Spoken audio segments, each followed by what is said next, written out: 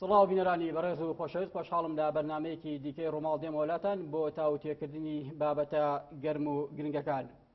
لە ئێستادا لە شەقام و میدیا باسی دواخستنی هەڵبژاردنە کە گوایە ئایا لە پاژە وادەی کە حکوومەت و پەرلەمان دیاریان کردووە لە 30 ئەیلولی داهاتوو هەڵبژاردنەکان بەڕێوە دەچێت یاخودنا بەفعلەن هەوڵەکەیە بۆ ئەوەی کە ئەم هەڵبژاردنە دواب بخرێت و ئەگەر هەیەکی ئەم هەوڵەی داوە بۆ چوونی پارتی دیموکراتی کوردستان چێرە و بارەوە من هەموو مادان دەکەم تەورێک بۆ گفتوگۆکردن لەگەڵ میوانەکەم بەڕێز کاک ڕزگار ئەژی گۆران بەرپرسی دەستگای هەڵبژاردننی ئەنجومەنی سەرکردایەتی پارتی دیموکراتی کوردستان لە پارێزگای سلێمانی هەڵەبجە. کاک ڕزگار بەخێر بێت. سپاس دویانەکە. ڕەنگە ئێستا گەرمترین بابەتی نێو شەقام و میدیا ئەوە بێت کە ئاخۆ لە 30 ئەیلوڵ هەڵبژاردنەکان ئەنجام دەدرێت و فعلەن ئەوەی کە باز دەکرێت بۆ چونێکی منطقیە بۆی کە هەڵبژاردنەکان دواب بخرێت. خۆی پرسیارەکە لە جێ خۆیەتی چکە مقۆم خۆی ئەوە هەیە هەندێک گەڵێن ئەبێ هەڵبژاردن دواب بکەوێیان دوان نەکەوێ بوو لە شوێنێکی کاتی خۆیان بکرێت. ئەوەی کە ئێمە بە فەرمی جۆبیستی بووین ئەوەیە کە دەسەڵاتی ئەنجامدانی پرۆسی هەڵبژاردن لەلایەن حکوومەتەوە کە دەسەڵاتەکە لای ئەوانە داوایان لە کۆمسیۆن کردووە کە ڕۆژێک تهدید بکرێت بۆ هەڵبژاردن و کاتی هاتووە. بەڕسمی ئێستا ئێمە 39 هەڵبژاردننی پەرلەمانی کوردستانە. بە ناڕسمیش قسە لەسەر ئەوە کرا بێت دوابکەوێ یان نەکرێت ئەجیل بێ شتێ لەم بابەتە بەڕسمی کەس تەقدیمی ئەوەی نەکردەوە نە بۆ کۆمسیۆن نە بۆ پەرلەمان نە بۆ حکوومەت کەس لە ئەعلامی خۆیەوە ڕاگەاندەکانی خۆی و کەناڵەکانی خۆیانەوە ئەوەی زمان حاڵیانە باسی ئەوەی نەکردووە کە لەگەڵ ئەوان دوا بخرێت. تەنەها قسەیەکە جەزنەم زیلوانەیە لە ڕای گشتی پێ بکرێت. ئەمە بووە بە بابەتێک بۆ نمونە لە پشتەوە ڕاگەاندن و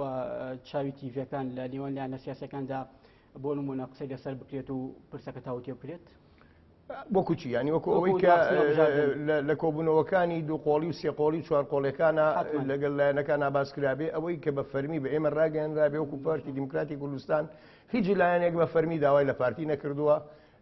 پێشنیار بکات بڵێ پێمان باشە یان حەز ئەەکەین یان ئەمانەوێ یا وا باشترە کە هەڵبژاردن دوا بخرێ. هیچ لایەنێ بە ڕسمی ئەمەی داوا نەکردووە وەکو بڕیاری پارتیش یانی وەکو خۆمان وەکو پارتی دیموکراتی کوردستان ئێمە لەگەڵ ئەوەین کە بکرێت. حتمما ئێمە سەر بۆچوونی پارتی بە دیاریکراوی من دەمەوێت پێم بڵێت ینی ئەگەر هەوڵێکی لەم شێوەیە هەبێت ینی سوود و مەبەستی ئەم لایەنانە چییە بە دیاریکراوی بۆ ئەوەی کە هەڵبژاردن لە کاتی خۆیدا نەکرێت لە کاتێکدا لە دنیای دیموکراسیدا یەکێک لە بنەماکانی دیموکراسی هەڵبژاردن و دەسەڵاتکردنی دەسەڵاتە ینی ئەمە بۆ خۆی ناکاتە ئەوەی کە پرۆسەی دیموکراسی لە هەرێمی کوردستان نیشانی پرسیاری بکرێتە سەر. وەڵام من حەزمە کرد ئێستا لەم بەرنامەیە نوێنەری سەرجەمە و لایەنانەی تر لێرە بوونایە بە لایەنە تازەکان و لایەنە کۆنەکانەوە کەوانی تازەش دروست بوون. بۆی لێرە کە من ئەوکو پارتیەک دیفاع لە ڕێی حیزبەکەمەکەم کە ئەڵێم ئەبێ هەڵبژاردن ئێمە ئەڵێن ئەبێ بکرێت چکە کاتێتی و نەکردنی باشنێکردنی باشترە بۆی لایەنەکانی کە هەر لایەنێک کە بیەوێ باسی ئەوە بکە کە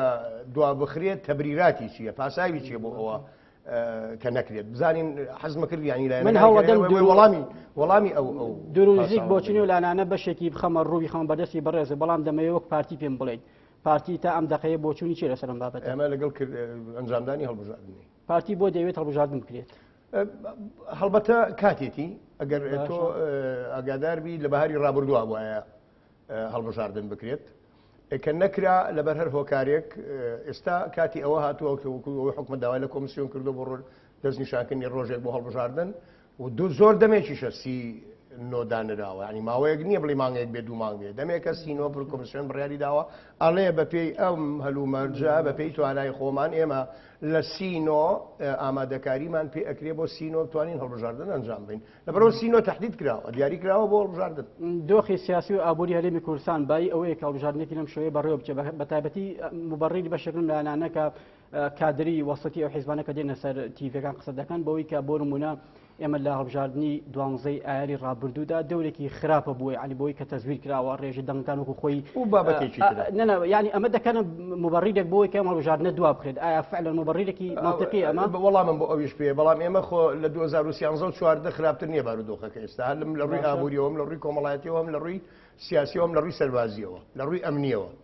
2013 انتخابات بۆ کرا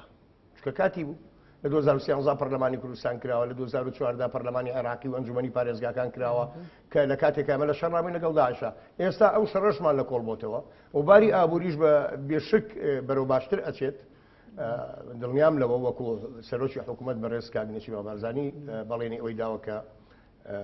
هەوڵ لە هەوڵی ئەوەدان کە بار و گوزەران و بژێوی خەڵک باشتر بکەن ئێتر بۆ نەکرێت. ئەگەر قسە لەسەر مەسەلەی تەزویراتی ڕابردووە و ئەو لایەنانە هەر لایەنێک باز لەواکە کە ساختەکاری کرابێ لە پرۆسی هەڵبژاردننی 12/5/2018 ئەوە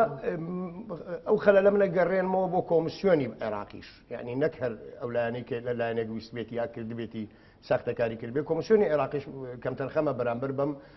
سیستەمەی کە بەکاری هێنام سیستەمە ئەلکترۆنی بەکاری برد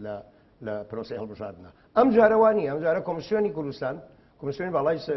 سەربەخۆی کوردستان بۆ ڕاپرسی هەڵبژاردن ئەمان سەرپەرشتی پرۆسەکە ئەکەن و هەر هەموو لایەنەکانیش ئەوانەی کە فراکسیۆنیان هەبوو لە پەرلەمانە وەکو محاسەسە پێگەیان هەیە لەم کۆمسیۆنە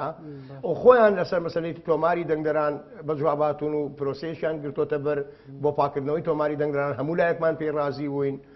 دواتر وەکو مەسەلەی تەزویرات ئەم ئەلکترۆنینیە ئەم جارە ژماردن و یەکلاکردنەوەی دەنگەکان بەدەست دەکرێت. ئەنی پاساوەکان پاساوی تەکنیکی ناتوانانی تۆ بیکەی. باشە ئەگەر بۆ نمونە ئەم ڕێکارانەی کە کوردستان لە ماڵبژار ناگرتوێتێ بەر کە بەڕێز ئاماژی پێ دەکەی، بۆچی تاکو ئێستا نەیتوانیوە کۆتایی مام گومانانە بێنێت کە لەلایەن ئەم لایەنانە هەیە بە تایبەتی لەسەر ئەم ماڵبژارنەی کە بڕیارە لە 30 ئەیلودا بکرێت لەبارەی تۆماری دەنگدەران؟ لە هەموو ڕێکارەکان خۆی من یەک شتێ عەرزکەم کاتی خۆی ئێمە ئەوەی من ئاگادار بم دەسەڵاتی حکوومەتی هەرێم و وەکو پارتی دیموکراتی کوردستانیش ئێمە لەگەڵ ئەو بووین لە تەواوی عێراقا لە دوای پرۆسەی ئازادکردنی عێراق و ڕزگاربوونی خەڵک لە ژێر جەول و ستەمی ڕژێمی ڕابردووە. عێراقێکی دیموکراتی فرەلایەن و فدرالی و دەستوری بێنینەکایەوە بۆ هەموو لایەکمان و بە پێی سیستەمی شەراکەت و تەوافق و ئەمە عێراق بینا بکەینەوە. لەو ساتە وەختەوە ئێمە بیرمان لەوە ئەکردەوە بۆ هەموو کارێک تەنانەت بۆ میزانیە و بودجەی هەرێمی کوردستانیش ئێمە پێویستیمان بە ئامارێکی دقیقەیە لە سەرتاسەری عێراقا. ئێمە هەنگاوە عملیەکانیشمان نار تەنانەت تا مەرحەلەی حەسر و تەرقیم تەنانەت کەرکووکیش حەسر و تەرقیم کرا. هەر ئەو کاتە کە هێشتا کەرکووکە ئەتوانم بڵێم هێزەکانی هەردوو لامان لەوێ لە ئیدارە و لە پاراستنی کەرکووکا بوون. بڕیاری ئەوە دەرچوو کە تعدادێکی سوکانی سەرتاسەری عێراق بکرێت. عێراق نەهاتە پێشەوە، دەسەڵاتی ئەو کاتەی عێراق دەسەڵاتی فیدرالی عێراق نەهاتە پێشەوە کە ئەمە ئەنجام بێرێ بۆ لەبەر ئەوەی ئەوانیش لە پرۆسەیەکا بوون بۆ زیادکردنی نفوزی شیعە لە شارەکانی باشوور. وەکو من معلوماتم هەبێ ئەڵێن 4-5 ملیۆن کەس ئیضافە کراوەتە سەر سجلی ناقبین ئەوانی کە لە دەرەوەی عێراقەوە هێنراون یان هاتوونەتەوە هاتوون چۆنی ناوئەنی. لەم حاڵەتە نیانویستی ئەوان بەڕاستی سەرژمێری دانیشتوان بەگشتی بکرێت. چونکە تۆ کە سەرژمێری دانیشتوانێ کرد بە دەقیقی بۆ دەرەکەوێت لە 18 ساڵ بەرەو سەریشەوە چێیە و هەموو ساڵێکیش 18 ساڵێکی تر ماڵێدێکی تر سەر ئەکەوێ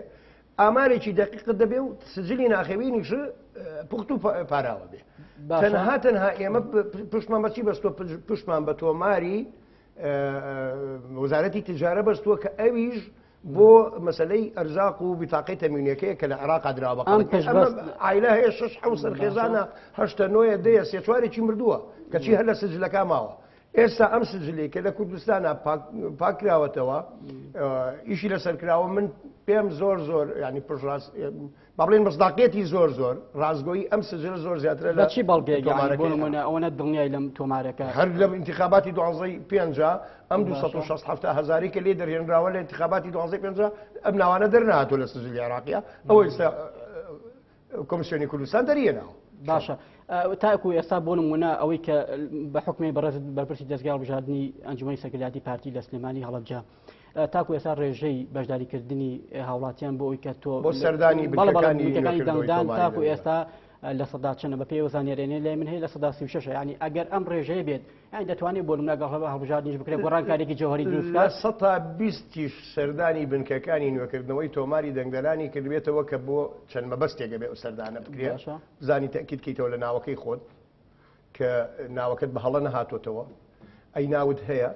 ئەی ئەو تەمەنی 85 ساڵ بەرەوسەرەوە کە هەڵپەسێرابوون و تەجمیل کرابوو ئەوانەی کەماون لە ژیانە بچن خۆیان زیین وکەنەوە جارێکی تر و ناوەکەیان تەجمیل بکرێتەوە نەقڵە ڕاستکردنەوەی وەکو عەرزم کردی یا ئیزافەیە موالیدێکی تازەیە و بەڵام ناوی تۆمار نەکراوە لە سجلی ناخوینە لە تۆماری دەنگدەرانە ئەوەش ئەچێ ناوی خۆی ئیزافاکە بە پێ و مستەمسەکاتی خۆی بۆ ئەم مەبەستە بنکەکانی نوێکردنەوەی تۆماری دەنگدەران دەکرێتەوە. خەڵک چەند چووە ئەمە مەسەلەیە کە تا چەند ئیقبالێکی جەماوەری هەیە ئەم نوێکردنەوەی تۆماری دەنگدەران بەڵام ئەمە ڕێژەی دەنگدەرێ بۆ دیاری ناکە بەڵکو ڕێژەی دەنگدەر ڕۆژی دەنگدان ئێمە بەیانی کۆمسیۆنی ئەعلانیەکاڵێ لە هەموو کوردستانە 3 ملیۆن ئەوەنە کەس مەسەلەن حەقی دەنگدانی هەیە ئەم 3 ملیۆنە ئەگەر لە 150 چلیشی بچێتە دەنگدان شەرعەتی خۆی هەیە هەر دەنگدان باشە بۆ نمونە سەردانیکردنی بنکەکانی دەنگدان دەکرێتە بنەما بۆ ئەوەی کە چەند هاوڵاتی بەشدار دەبێت ناکرێت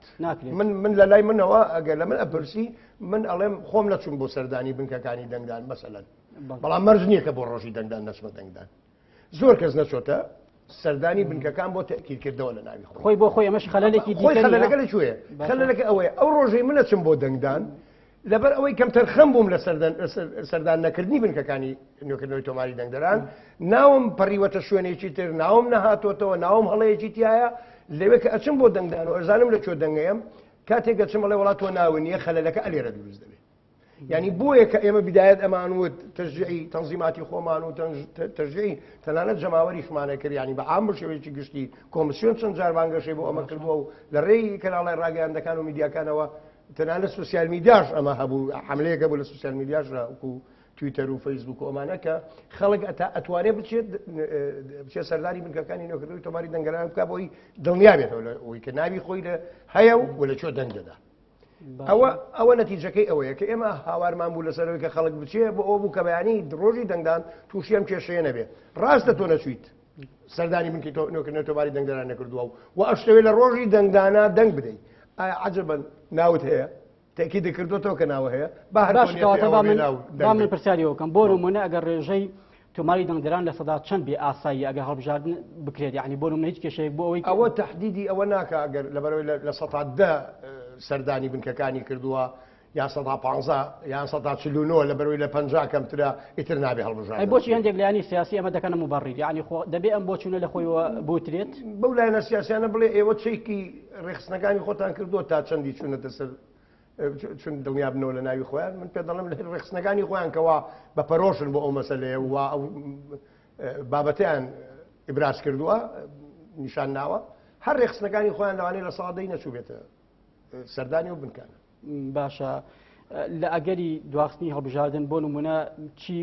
شتێکی گرنگ هەیە بۆ ئەوەی کە ئێمە یعنی ڕووی ئەومان بێت بە تایبەتی لایەنە سیاسەکان کە هەڵبژاردنیە پێناودا دوا بخرێت یعنی شتێک ئەوەندە گرنگە هەبێت ئەگەر چ کاتێک ئێمە دەتوانین بڕای دواخستنی هەڵبژاردن بین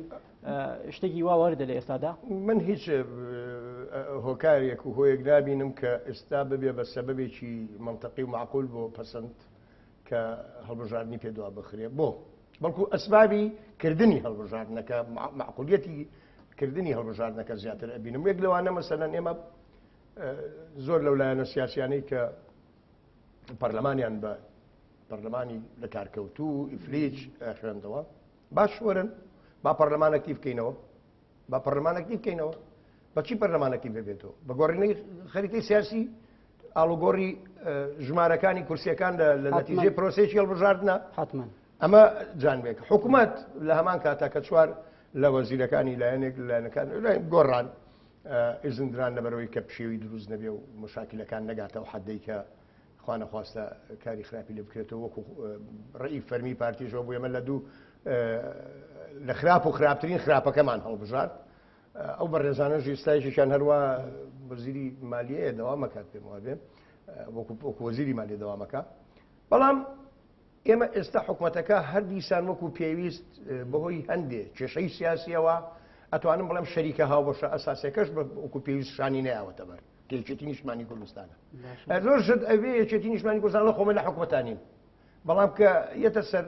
ئەرزی واقع جەنابی کاک قوبات تاڵەبانی جێگری زەرۆکی ئەنجومەنی وەک پارتی بۆ نمونە ئەمەتان بە یەکێتی وتووە بە ڕوونی ئەبێ لە ئاستی باڵا پیان وترابێ و داواشێن لەوانەیە لێکرابێ کە باشتر بێنە ناو کایە ئیداری و سیاسەکەەوە بۆی بتوانین بە هەموو لایەکمان نێڵین پرۆسەکە پەچی بکەوێ من دڵنیا دەکەمەوە هیچ پرۆسەیەک پەچی ناکەوێ ئەگەر ئێمە مەبەستمان بێت پەچی نەخین ئەگەر هەندێک جار مەبەستیشمان هەندێک لایەن مەبەستیشی بێ پەچی بخە دیسان ئیرادەی میلەت و ئیرادەی ئەو لایەنە سیاسیانەی کە خۆیان بەخاوەنی باشە دۆزە ڕەواکە ئەزانن پێم وابێ ئیرادەی ئەمان بەهێزترن کەواتە با من پرسیاریەوە بکەم بۆ نمونە تەنها بە بۆچوونێکی وەک بۆچوونی پارتی یاخۆ لایەنێکی دیکە دەتوانێت هەڵبژاردن دوا بخرێت یاخۆ نەخێت دوجار ئەبێ بڕیارێکی دەستە جەمعی هەبێ بۆ ئەم بابەتە خۆی پرۆسەی هەڵبژاردن ڕاستە پەیوەستە بە پرۆسی سیاسیەوە چکە لە دوا وێزگەیە ئەبێ لایەن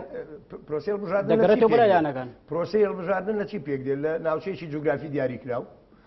بوونی دەسەڵاتێک بوونی لایەنی سیاسییان کاندید ئەگەر فەردیش بێ بۆی ئەو دەسەڵاتە پڕکاتەوە ئەوە بوونی دەنگدەر ئەمانە کەرەسەی ئەساسی پرۆسەکەن لایەنە سیاسیەکان جزئێکن لە پرۆسەکە جزئێکن لە پرۆسەکە هەموو پرۆسەکە نین یعنی بۆ نمونە هەموو لایەنە سیاسیەکان ناتوانن ئەم مافە لە خەڵک وەربگرنەوە بڵێن نابێ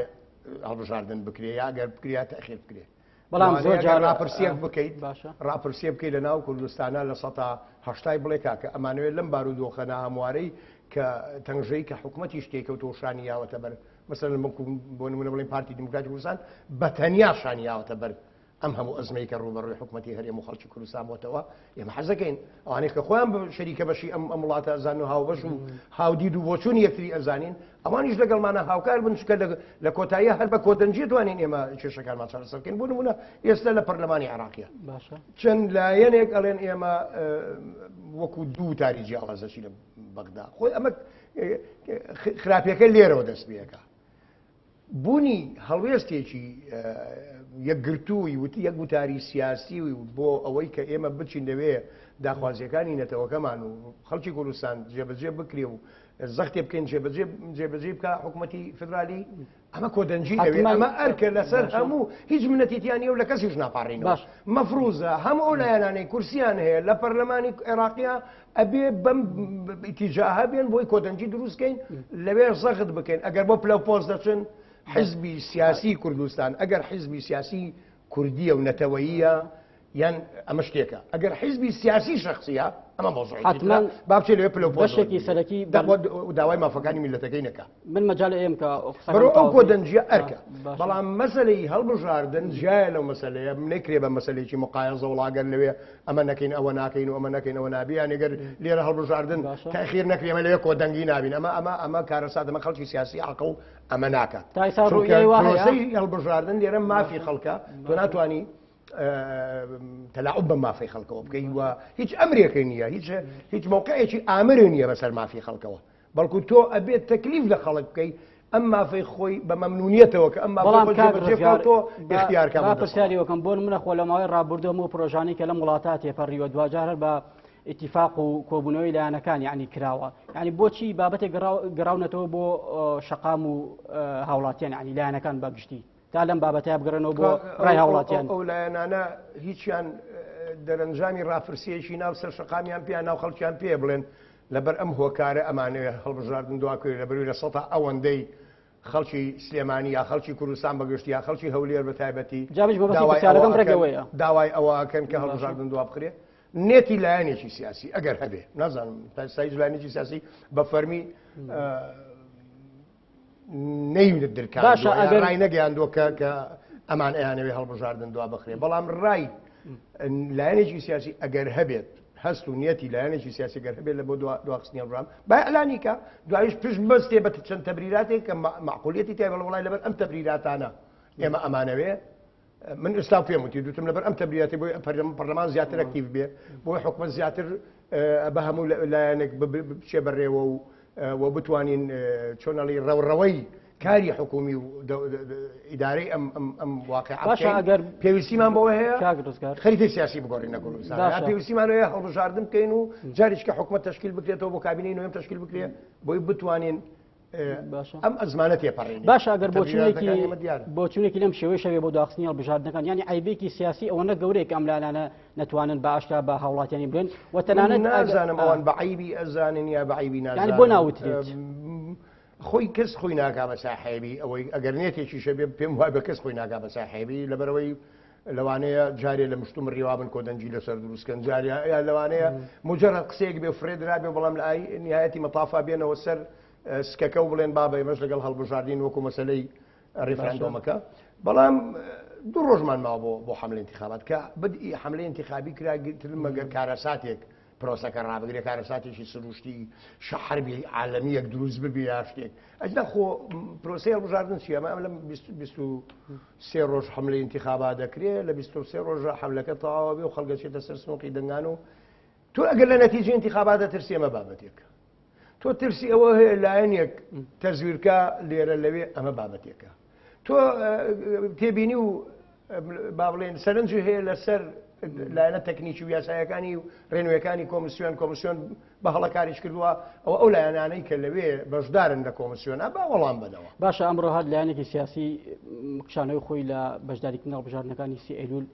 ڕاگەیاند بۆ خۆی ئەمە گومانەکە زیاتر تۆخ ناکاتەوە کە فعلا نێتێکی جدی هەیە بۆ داخستنی هەڵبژاردنەکە من تێناگەم دکتۆر بەرهەم بۆچی بایکۆتی کردووە من پێشی ناڵێم بایکۆتەوە ئەوە بەجێهێشتنی ئەوە ئەسڵەن پێم وابێ ئەوێ لە پرۆسەی سیاسی ئەم منتیقەیە داببڕێ ئەگەر نیەتی بێ خۆی و هاوپەیمانێتەکەی لەگەڵ ڕێزم بۆیان کە زۆر ئەمام یەکترێ ناسین چ جەنابی کاک دکتۆر بەرهەموو چه هاوپەیمانەکەی کە ئەم ڕابەتی و سەرۆکایەتیەکە ئەگەر مەبەستیان بێ لە پرۆسەی سیاسی بە یەکجاری داببڕێن ئەمە مۆزوعەکە مەبەستیشیان بێ لەمەوە لەم بایکۆتەوە پەیامێک بن بە ڕای گشتی یا پەیامێک بن بەلایەنە سیاسەکانی تر و بە تایبەتی حکوومەتی هەرێمیش پێ بڵێن ئێمە لە نەتیجەی سەرنجێک یا تێبینیەک ئێمە ئەم بایکۆتە ئەکەین ئەمەش بابەتێکە و ئەگەر هەر نەتیجەی انتخاباتی ڕابردوو وەکو چۆنەڵی تووشی شۆکی کرد بن و نیانەوێت جاریچکە خۆیان ئامادەی ئەویان تیان نەبێت جاریچ خۆیان لەم پرۆسەیە بنەوە ئەترسن تووشی شۆشێکی تر بن سەڵمەیەکی تر بن ئەمەش بابەتی باشە نازانم کاگا دکتۆر کامیانە بۆ چوونەکەت زۆر ڕوون بوو یعنی من دەمەوێت پێم بڵێ ئەم سێ ئەگەری کە بەڕێزت خستە ڕوو کام ئەگەریان بێ ئەم بڕیارە بڕارێکی باشە کە دکتۆر بەرهەم دایبێتی وەڵاهی ئەوە کەوێتەوە سەرشانی خۆیان بێ لە خۆیان پرسی بۆچی وە سەبەب چییە ینی بۆچی ئەم بڕیارەتان ناوە و سوودەکەی بۆ ئێوە چییە سوودی بۆ کۆمەڵانی خەڵکی کوردستان چیم خەڵکی کە چاوەڕێ ئەوەیە هەموو لایەنەکان بێنە ناو پرۆسەکەەوە من پێم وابێ خۆی لە ڕاستیە مەسلەی ئەمان کە بایکۆتیان کردووە ئەبێ ڕوونکردەوە لەسەر ئەو بایکۆتە هەبێ من نەمبینیوە جارێت تا ئێستا تام دقەیە نازانم لەسەر چی بایکۆتیان کردووە گەر بمزانیا لەسەر چی ئەمتوانی وەڵامی ئەوشە بە دروستتر بەمەوە بەس لەخۆیان پرسن باشترن باشە من دەمە لەسەر کۆتا ینی باسی ئەم بەرنامەی پێم بڵێت دواترێ مەسەر باسی پێکەنانی حکوومەتی عێراق و یەکڕێزی کورد ئەگەر بڕیارەکە بێ و دواخستنی هەڵبژاردنەکانی 30 ئەیلول دەبێتی ئەم بڕیارە بات خۆی هەر حکوومەت دەبێت ینی من بە قەناعەتی من ئەگەر کۆدەنجیەک هەبێ ئەگەر لە حاڵەتێکا کە من زۆر زەحمەتە ئەگەر کۆدەنجیەک هەبێ لەسەروی کە هەڵبژاردن نەکرێ و پارتیشی پێتی یەقناکەن ئەشیانی لە نەتیجەی کۆمەڵێ دانوستان و بۆچوون و گۆڕینەوەی ڕاو بۆچوونی یەکتری و کۆمەڵی کۆبوونەواتی مشتەرەک و دواتر هەموو بەڵام ئەوەی من ئاگادار بم ڕێی ڕسمی ئێمە هەتا ئەم لەحزەیەش و تا ئاخر بەیانی ختامی کۆبوونەوەی سەرکردایەتی پارتی ئەمە لەگەڵ هەڵبژاردنین و بە باشیشی ئەزانین بکرێت و پێویستیشە بکرێت پارتی دیموکرات و پێمان وایە ئەگەر بکرێ وەرچەرخانێکە بێ بۆ خەڵک لە ڕووی ئابووری و کۆمەڵایەتی و سیاسیشەوە بۆچی ینی کە بابەتێکی سیاسی لەم شێوە دێتەکایەوە هەموو بۆچوونەکان هەموو فۆکسەکان ڕوبەڕووی پارتی یعنی چاوەڕێ ئەوەکەن کە پارتی قسەی کۆتا و سەرەتا بکە یعنی ئەمە لە چیوە سەرچاوی گرتووە و پارتی دەمەوێت پێم بڵێ هیچ مەرجێکی هەیە کە بۆ نمونە ئەگەر مەرجەکانی بۆ جێبەجێ بکرێت ئەم هەڵبژاردنە دواب بخات کە گەرسەدان پارتی دیموکراتی کوردستان لە دوای 72 ساڵ تەمان باشە ڕوئیای سەطحی نییە یعنی چۆنەڵی تێڕوانینی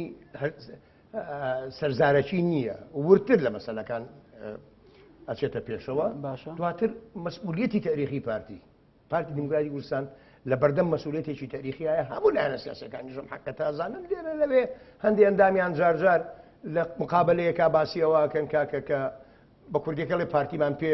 زعیف نەکرا پارتیمان پێ نەڕۆخێنرا پارتی مەرجع پارتی لە ئاخری مەتافا هەر خەرچی وەفدێگێتەوە کوردستانی چێتەوە لای جەنابی سەرۆک بارزانانی خۆی مەسەلەکە لە ڕاستیە ئەبێ حقیقەتە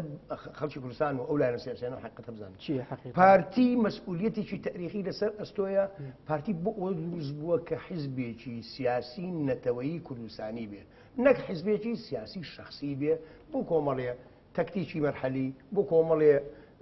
ئەهدافی شخصی دروست بوو بێ نە ئەمە نیە پارتی ئەزانێ لە چوا بڕیارەیە و بڕیارەکانیشی فەرز ناکات هیچ وەختێ لە ڕۆژێ لە ڕۆژان من نەمبینیوە لەوەتەی بەری کوردستانی شەبووە لە سەردەمی شاخەوە پارتی وەکو وایوانی وەکو شخصێتە مەحنەوەیەکە وەکو حزب قیادەی پارتی قەت بڕیارێکی فەرز نەکردووە بەسەر لایەنە سیاسیەکان بڵێ ئیلا ئەبێ ئەمە بکرێ توتی ئەمە بکرێ باشە لەبەر ئەم هۆیانە 1 2 3 4 ئیلا بۆ منە ئەشتوانی عنی بڕیارێک لایکەرەوەی هەبێ لە هەندێک بابەتە بڕیاری یەکلایکەرەوە لە هەندێک مەسائلی دیموکراتیا بە تەنها پارتی نادرێ چونکە ئەبێ دائیمە من عرضم کردی ئەبێ ئێمە چاومان لە ئیطارە قانونیەکە بێ و ئیطارە مەرحەلیەکەی کە با بڵێن سەکۆ مەرحەلیەکەی کە پێویستە لەم کاتا کە کۆمیسیۆن و توێتی لە سی نۆ ئەبێ بکرێت ئەبێ بکرێت ینی ئەم ئەتوانم بیکەین ئەتوانین بیکەین بۆ بڕیاری لەسەردراوە کاتی خۆشی ئەم لایەنانەکە لە کۆمیسیۆنان هیچم لە حەزەیەکیان نەبووە تەنها ئەوە نەبێت لەسەر تۆماری دەنگدەران ئێوە تۆماری دەنگدەرانیان پاک کردەوە خۆیان بە قسەی خۆیان و بەیانێکیان لەسەر دەرکردەوە تۆماری دەنگدەران ئەوە کە سەمالی دەرێنەوە تەنها ملاحەزەیە هەبوو بێت لەسەر تۆماری دەنگدەران بووە باش لە حاڵەتی نەکردنی هەڵبژاردن یعنی ئاسایە بۆ منە حکوومەت و پەرلەمان و بۆ 2 ساڵی کە وادەکان درێژ بکرێتەوە ینی ئەمە پێم وایە لە کاتێکا کە ئەم بڕیارە بدرێت بۆ دواخستنی هەڵبژاردن هەم ئەرچی حکوومەت و پەرلەمان قورستر ئەکرێ و هەم بژێوی و گوزەران و ئەرچی سەرشانی خەڵکیش قورستر ئەبێ و یەکێک لە مافە دیموکراتیەکانی خەڵکیش کە دەنگدانە و کە حەقێکی شەرعی خۆیەتی بچێ نوێنەری خۆی هەڵبژێرێ بۆ حکومڕانی ئەمەش پێشێلەکرێ سەرکە ئەرکەکان قورسەکەین و مافیش پێشێلەکەین ئەی ئەگەر بکرێ ئەرچی حکوومەت و ئەرچی خەڵکی سەرشانی خەڵکیش سوگە بێ و دوایەوە خەڵکیش مارەسەی مافی خۆی مافە دیموکراتی خۆی باشە هەر پێویست بە بابەتەکە لە ئێستادا جموجۆڵێک دروست بوو لە نێوان بە تایبەتی شاندێکی پارتی دیموکراتی کوردستان ڕۆژانە دەبینی سەردانی لایەنە سیاسەکانی هەرێمی کوردستان دەکات ئەم سەردانانە بە دیاریکراوی بۆ چییە بۆ مەسەلەی دواخستنی هەڵبژاردنەکان و تاوتوێکردنی بابەتەکە یاخود نەخێت بۆ دابینکردن و یعنی ئامادەکردنی ڕوئیایەکی هاوبەشی کوردیە بۆ بەغدا بۆ ئەمەی ڕوئیا هاوبەشەکەیە کە ئێمە دیسانەوە تاکیدی لەکەینەوە پارتی نەک 38 کورسی و 40 کورسی پارتی 50 زائیدیەکی کورسیەکان بێنێتەوە لە منی وەرگرە پارتی ئەدەبیاتی پارتی تاریخی پارتی کەوا زۆر جار پێمانەڵێن تاگڕە و نازام چیمەماوە نییە منەوە دەی لە ئەوەی لە پارتی گەیشتە بم چونکە مەسئولیەتە تاریخێکە لە سەرشانی زۆر گەورەیە مەسئولیەتێکی نەتەوەییە هیچ لایەنێک فرامۆژ ناکە 50 زاید یەکی کورسیەکانی پەرلەمان بێنێ بە تەنیا بە مطلقی بتوانێت خۆی حکوومەت کابینەی تازە تەشکیل بکە ڕاوێژ حەزەکە مشارەکەی بکەن لایەنەکانی تر و ڕاوێژ بۆ هەر پرسێکی نەتەوەی نیشتیمانیش بێ ڕاوێژ بە لایەنەکانی لەبەرەوە ئێستا کە ئەم جموجۆڵە هەیە لەسەر ئاستی کوردستان سەردانی لایەنە سیاسیەکانەکرێ پێویستە هەموو لایەنەکان ڕوئیای مشترەکیان هەبێ بۆ بەغا ناکرێت لەوێ دوو خطابی سیاسی تاکو ئێستاوی کە لە کۆبوونەوەکانە بینراوە بیسراوە بۆ من ئەم ڕوئیاوە بەشە دەمیرێت لەلایەن ئەم لایەنەوە بۆی کە بە یەکتیم من بە ئیجابیە بینم زۆر جار لە پرس کۆنفرانسەکانی دوای دیدارەکانە و سەردانەکانە هەردوو لا ڕوئیای مشترەکی خۆیان ینی خاڵی هاوبەش زۆرە لە بینی ئێمە شو لە بینی لایەنەکان لە بینی یەکێتیش و لایەنەکانی تریشە کە سەردانی لایەنەکانی ترەکە دەکرێت بۆ من ئەمە بکرێتە سەرەتایەکی باشتریان دەواازەیەک بۆ ئەوی کە سەرجەملانە سیاسەکان ئەو بەستەڵەکە سیاسی کە لە ماوەی ڕابردوودا هەیە بۆ بەتایبەتی لە دوای هەڵبژاردنەکانی 12 ئایاری ڕابردوو کە هەبووە یعنی کۆتایی پێ بهێنرێت بەستەڵەکە سیاسیەکە دەرئەنجامی ئەوە دروست بوو کە بڕیارێک دەرچوو لە دادگای دەستوریەوە مەحکەمەی دەستوری کە لیژنەیەک تەشکیل بکرێ بۆ بەدواچوون و ساختکردنەوەی نەتیجەکانی انتخابات ئەو لە نەتیجە هاتن لە هەندێک شوێن و هەندێک شار حد و فەرزیان کرد بە دەستی ئێمە وەکو پارتی دیموکراتی کوردستان هەر لەکەم ساتە وەختەوە پابند بووین بە هەموو بڕیارێکی مەحکەمەی اتحادیەوە لایەنەکان هەندێکیان ئێستش دەو دەرئەنجامانە قبولی ئەو دەرەنجامانە ناکەن ئەو دەرەنجامانیان پێ قبول نییە هەتا من دوورمە بینە یانی یەکێک لە سەبەبەکانی ئەو سێ چوار لایەنەی کە هاوپەیمانییان دروست کردووە یەکێک لە سەبەبەکان ئەو دەرەنجامە قبولنەکردنی ئەو دەرەنجامەی هەڵبژاردننی 12 پێنجە بۆ پێشم وا بێ هەر بەڕاستی شتێکی وایان وتووە ئەمە کە ئەمە بەبوو بۆ سەبەبی ئەوەی کە بەستەڵەشێک دروست ببێ یا با بڵێن چاوەڕوانیەک دروست ببێ تا نەتیجەی بەیانی یا بەڵێن قەراری محکەمەی اتحادی دەدرێت بڕیارەکە چییە چۆنە نەتیجەکان قبوڵەکە یا قوڵناکرێ و محکەمەی اتحادی بڕیاری خۆیاوەتی پابند بن بە نەتیجەکانەوە و لایەنەکان ئێمە بەکو پارتی نیمگای کوردستان لەوانەیە بڵێم نەک لەسەر ئاسی سلێمانی لەسەر ئاسی کەرکووکیش و لەسەر ئاستی هەولێر و دۆشیش لەوانەیە ئەو دەنگانە دەنگ ئێمە نەبن بەتایبەتی لە سلێمانی ئاخۆتانەوە زۆر باش ئاگادارن بەڵام لەگەڵەوە پابند بووین بە بڕیار باشە کەواتە بۆ نمونە ئێستا شاندێکی یەکێتی و پارتی لە بەغدایە بۆ گفتوگوکردن لەگەڵ لایەنە عێراقیان سەبارەت بە داخوازەکانی کورد لەو حکوومەتە لەلایەکی دیکەوە چوار لایەنمانەی لە سلێمانی لە کۆبوونەوە و هاوپەیمانی دروستکردندان ینی ئیتر بە نەتیجە ئەم کۆبوونەوەی کە پارتی و یەکێتی دەیکا بۆ لایەنەکان چی سوودێکی دەبێت ئەم نەتیجەی ئەوەی کە ئێمە دوو فراکسیۆنی با بڵێن بەهێزترین لە لایەنەکانی تر لە چاو فراکسیۆنەکانی تری لایەنە سیاسی کوردیەکانی تر لە بەغدا باشە بۆ دروستکردنی کتلەی گەورەترین کتلە حتمما لایەنەکان زیاتر بیرلەواکەنەوە لەگەڵ پارتی و یەکێتی ئەمان وەزن و قورسایی ئەمان لە پەرلەمانەوە بۆ دروستکردنی کوتلەیەکی گەورەتر و بەهێزتر ئەم دوو لایەنە زیاتر وەزنی ئەبێ وەک لەوەی کە مەبەسمەوەنی وەزنی سیاسی وەزنی ئەو وەزنی عەدەد عەدەدەوە لە بنەمای عەدەدەوە بۆ دروستکردنی فراکسیۆنە یا ئیتلافێکی گەورەتر هاوپەیمانێکی گەورەتر و کتلەیەکی گەورەترین کتلە لە پەرلەمانە بۆ بتوانێت حکوومەت تەشکیلکە من پێم وانە ئەگەر ئەمەش بکرێ لایەنەکانی تر ئەگەر بێنەوە ناو ختابە سیاسیە کوردیەکە لە بەغا پێم وانی ئەوانش بێ بەش بن بەڵام هەتاکو دوو تۆ خۆت ئەتەوێت قەرز لە یەشێک ئەگەر قەرزیش بێ ئەتی کێ زۆر لە ڕەفیقەکان تا چێ لە هەمویان وەزعی باشترە قەرز لەوەکەی ناچی یەکەم لە یەکەم کەسەوە دەست پێ بکەی کە لە وەزعی لە خۆت خراپتر بێ وەنیە خۆ ئەگەر تۆ بتوێ حکوومەتیش تەشکیلکەی ئەمە نمونەیەکی منطقیە بۆ بابەتێکی سیاسی بەڵێ بۆ نا چونکە تۆ مەسەلە عەدەدیە مەسەلە ڕەقەمە پارتی 25 کورسی نەبووایە 4 کورسی بووایە لایەنێک لەم لایەنانە 20 کورسی بووایە ئەو لایەنە عێراقیانە فەتح و نەسر و حکمە و چی ئەمە کە ئیتلاف دروست دەکەن و یانە کتلە دروستکەن یەن لەگەڵ چیا تەعاملەکەن لەگەڵ 20 کورسی و 25 کورسیا تەعاملەکەن نان لەگەڵ 3 کورسیا تەعامل بکەن هەتاکو ئەمە ڕاوەستا بێ من پێویستیم بە باشە باشتر نەبوو ئەم نوێنەری ئەم لایەنانیش ژوامان وت ئێمە خۆ لە بیدایەت ئینتیخاباتەوە پارتی دیموکراتی کوردستان ئەسڵەن لەگەڵ ئەوە بوو یەک لیست بین باشە قبوڵ نەکرا باشە با بەوەکو یەک لیست نەبووین با یەک ئێتیلاف بین یەک هاوپەیمانی ناو دوای ئینتیخابات بین ئەخەنەوە هاوپەیمانی هەیە لە پێش هەڵبژار ناکرێ هاوپەیمانی هەیە لە دوای هەڵبژار حتما تێگەی ئێمە لە دوای هەڵبژاردنەوە هاوپەیمان بین دەوێ یەک دەنگ بین یەک ڕەنگ بین یەک بڕوا بین یەک دەست بین یەک خطابی سیاسی نەتەوەی یەکگرتومان هەبێ بۆی کە ئەو مادانەی کە لە دەستورە لە بەرژەوەندی کوردە با زەخت بکەین ئەم مادانە جێبەجێ بکرێ ئەگەر زەختیش بکرێ زەختەکەش لە کۆتاییە بە هەموو بە کۆدەنجی ئەکرێ باشە ئێستا کە ئەوان ڕویان لە پارتی ناوە بە دەرەجەیەکەم و بە دەرەجەیەکی تریش لە یەکێتی بۆ دروستکردنی گەورەترین کتلە خۆشتان لە ڕێی میدیاکانەوە باش ئەزانن کە چی ئەو گوزەرێ لە کۆبوونەوەکانە جناوی سەرۆک بارزانی بە ئاشکرا و بەڕوونی وتوێتی ئێمە ئەو لایەنانەی کە داخوازیەکان و مافەکانی گەلەکەمان دابینەکەن و دەسەبەرەکەن ئێمە زیاتر لەمان نزیکین خۆ بە زەخت نابێ من ئیلا بێت تۆ لەگەڵم کتلا بەیانی حکوومەت تەشکیلکەی هیچ وعدێکیش لەم حکوومەتەوە لەم لایەنە وەرمەگرە کە مادە دەستوریەکان جێبەجێکاو کە ئاگای لە مراعاتی قەزای کوردیەکەکە ئێمە نایکەم چۆن بە زەخت نایکەی لەگەڵ باشە لێرەوە گەر سیر کەیت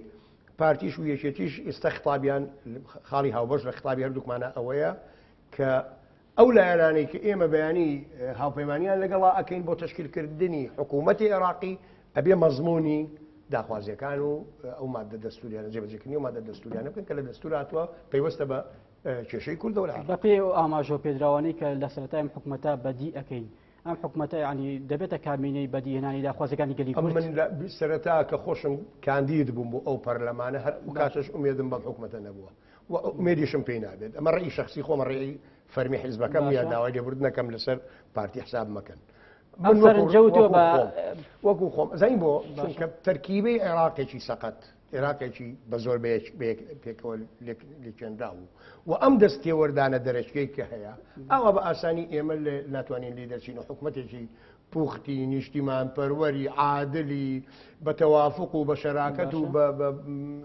هاوسەنگی بتوانێت حکوومەت باش خۆ بەدیل ئێمە ڕیفراندۆم یعنی ڕیفراندۆممان کرد ئەوە نەتیجەکەی بوو یعنی دەبێ هێڵی سێم چی بێ لەم نێوەندەدا بۆی کە کورد بە مافەکانی خۆی بگات من پێم وایە ئەگەر ئێمە بە ناچاریش ڕوبەڕووی بەغا کرابینێتەوە بڵێن ئەبێ لەگەڵ بەغا ڕێبکەون ئێمە زۆر گرنگە ئەو ڕۆژە ڕۆی ئێمە بە زۆر داوامان لێ بکرێ مافەکانی خۆمان لەبیر خۆمان بەرینەوە و داوای نەکەین زۆر گرنگە ئێمە سوور بینە سەر داواڕەوەکانی خۆمان ئەنجا هەر حکوومەتێک تەشکیل ئەکرێ ئەبێت بەبێ کورد ناکرێ دڵنیا بەبێ کورد ناکرێ چکە ماڵیشی ئەژەوە ڕێک نیە ماڵی سونگەژەوە ڕێک نیە ماڵی ئەمەژەوە تاکەی بینی ئەڵێ بە ناشکوری خوانە بێ ئەمە وەزعەکەمانە ئەحزابی سیاسی شخصی هەیە ئەحزابی سیاسی نەتەوەیش هەیە شخصیەکان دایما بیریان لە پلۆپۆست و دەستکەوتی شخصی حیزبیە نایەن یعنی یەک بگرین ئەگەر یەکگرتو بین ماڵی ئێمە چەند بەهێز بێت لە حاڵەتێکە کە ماڵی ئەوان ئاوا خوانەوە ڕێکتریان کە هەروە ڕێک بن پێگەی ئێمە هەڵوێستی ئێمە بەڕاستی بەقوتر ئەبێ لە بەردەم ئەو ئەتیجاهی کە ئێوە حکومەت تشکیلکە ئەو وەختە کورد ڕۆڵی بەرچاو و ڕۆڵی گرنگتری ئەبێ لە تشکیلکردنی حکومەتی عێراقیە زۆر جونگە زۆر بڕیار زۆر شتی تر بەردەستی کورد دەکەوێت کە خۆی بتوانێت بڕیاری خۆی تیابە باشە ئەو دەرکەوتن ئاسانکاری بکە بۆ جێبەجێ من وەک تا پرسیار دەمەوێت پێم بڵێیت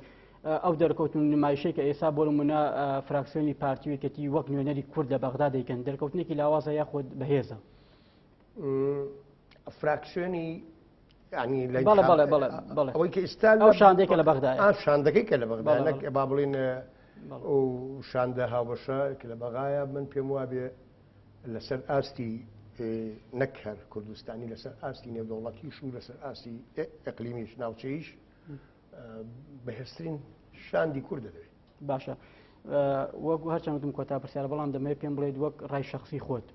هەڵبژاردن لە 30 ئەیلول دەکرێت یاخۆ نا ئەکرێت تا ئەم لەحزەیە من بڕیاری ئەم بۆ چوونە بنەمای زانیاریە یاخۆت نەخێر هەر زانیاری چییە خۆ تۆ مەگەر لایەنێک بێ ئاژاو شێوی دروستکە دەویش یاسا هەر سەر پێچی بکە یاسا ڕوبەڕوو یاسا بێتەوە جنا لە ڕووی پێک هاتەوە لە ڕووی ڕێکەوتنەوە لە ڕووی عقلی منطقەوە لە ڕووی ئەو تەبلیغاتانەی کە هێنینەوە بۆکردنی هەڵبژاردن لە زۆر ڕۆوە ئەبێ بکرێ چونکە نەکردنی زەرێکی زۆر هەم لە خەڵگەیات هەم لە حکومەتیات هەم لە پەرلەمانە ئەرک و ینی چۆنەڵی باری گرانی خەڵکەکە چیتر تەحملی ئەوە ناکا بەڕاستی هەڵبژاردن نەکرێت ئەی ئەلەوانەیەم پرسیارەش بکەیت ئەی ئەگەر هەڵبژاردن کرا چۆن زەمانە بۆ ئەوەی کە باری گرانی خەڵک بە شێوەیەک لە شێوەکەتر بێ وەڵامەکەم ئەوەیە تەجروبەی ئەم کابینەی ئێستا بکەین کابینی زۆر بەڵێ بە شەلە شەل چونکە نوقسانی کەوتە ناو جونگەکانی حکوومەتەوە بەڵام بە هەوڵ و توانای دڵسۆزانی ئەم حکوومەتەوە ئەم میلەتە توانرا لە کۆمەڵی ئەزمە تێپەڕێت و من دڵنیاشە دەکەمەوە هەتاکو پارتی دیموکراتی کوردستانیش لە دەسەڵاتە بێ لە ئێستاوە من وعدیەوە دێمێ ئەو ئەزمانێک کە ئێمە چەند ماوەیەکە پێوەی گرفتار بووینەوە ئەزمانش نامێت بۆ نەخەنە بانگەشی انتخاباتەوە چکە باشە بانگەشی انتخابی نیە ئەوە ڕەئە کەواتە چاوەڕێ ئاسوودێکی ڕۆشن بکەین من لە ڕووی خۆماڵیەوە لە ڕووی کوردستانەوە لە ڕووی گەڕانەوەی پێگەی دیبلۆماسی و سیاسی ئابووری کوردستان زۆر گەشتبینم کە بە دڵنیایەوە لە دوای سینۆ لاپەڕەیەکی تر هەڵەیرێتەوە لە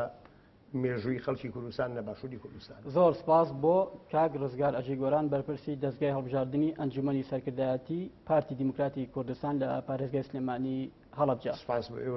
دووبارە بەخێر بێت. بینەرانی بەڕێز و خۆشەویستاتەوەرێکی دیکە و بەرنامەیەکی دیکە هەر شاد بن.